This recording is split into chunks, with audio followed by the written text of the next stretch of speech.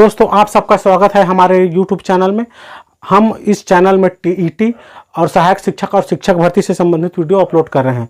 दोस्तों अगर आप इसके और वीडियो को पहले के वीडियो को नहीं देखे होंगे तो चैनल में जाकर के पहले के वीडियो को देख ले, जिससे कि ये समझना आसान हो जाएगा। अभी हम बाल विकास और शिक्षा शास्त्र पर वीडियो बना रहे हैं, जिसमें हम विकास की अवस्थाएं को देख रहे हैं। विकास की अवस्थाएं संबंधित 2-3 वीडियो और डल चुका है, जिसको आप चैनल में जाके देख सकते हैं। आज के वीडियो में हम प्रारंभिक बाल्यावस्था के टॉपिक को कवर कर रहे हैं। तो चलिए चलते हैं प्रारंभिक बाल्यावस्था के टॉपिक को कवर करते हैं।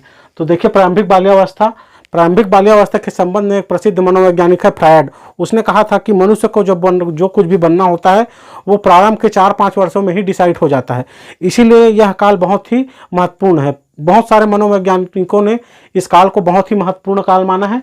तो इस काल की क्या क्या विशेषताएं होती हैं, चलिए उसको जान लेते हैं।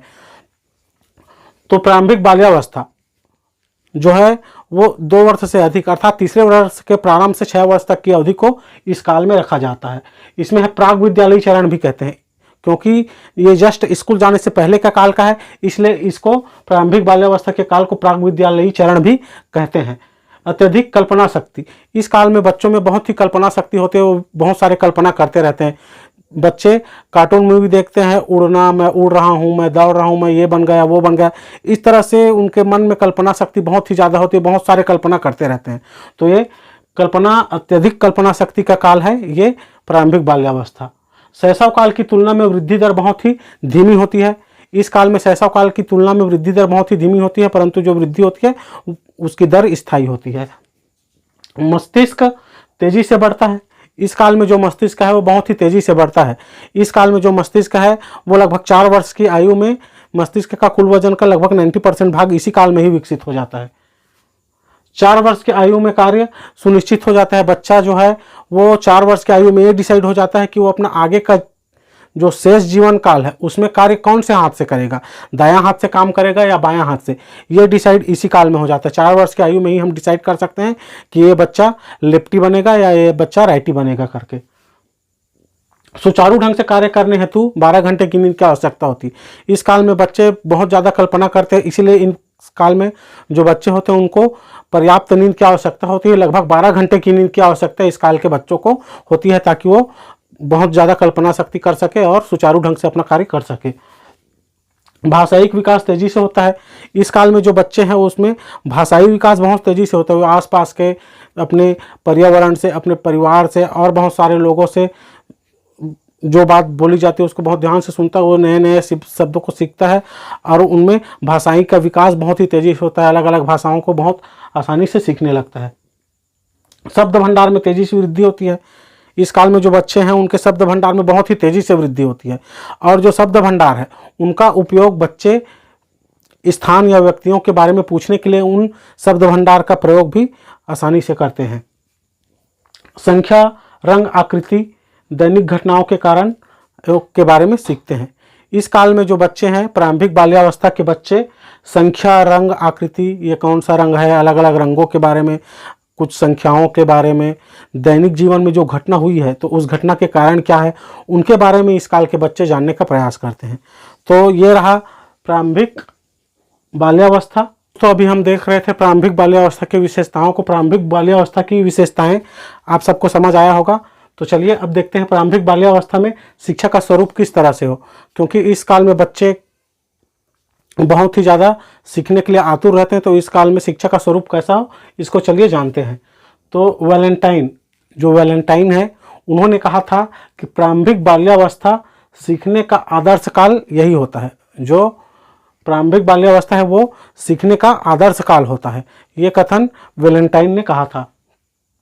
वाटसन नामक एक मनोवैज्ञानिक है, उसने भी कहा था कि प्रारंभिक बाल्यावस्था में सीखने की सीमा और तीव्रता विकास की और किसी और अवस्था की तुलना में बहुत ही अत्यधिक होती है। तो देखिए दोनों वैलेंटाइन और वाटसन इन दोनों ने इस काल को बहुत ही महत्वपूर्ण काल माना है। तो इस महत्वपूर्ण काल में शिक्षक का स्तर किस तरह से हो, कैसे शिक्षक की व्यवस्था हो, उसको चलिए देखते हैं। पालक को क्या करना चाहिए, या प्री प्राइमरी स्कूल में पढ़ रहे हैं तो टीचर्स जो है वो किन बातों पर ध्यान दें, इसको शॉर्ट में समझते हैं। चलिए देखते हैं। पहला है इसमें देखिए प्रारंभिक बाल्यावस्था में शिक्षा का स्वरूप किस तरह से हो। तो शिक्षा का पालन पोषण, पहला बात है पालन पोषण। इस काल के जो बच्चे हैं उनके पालन पोषण में विशेष ध्यान दिया जाना चाहिए। इनको पोषाहार अच्छे से मिलना चाहिए ताकि इनका संपूर्ण मस्तिष्क का विकास अच्छे से हो सके। दूसरा है उचित वातावरण।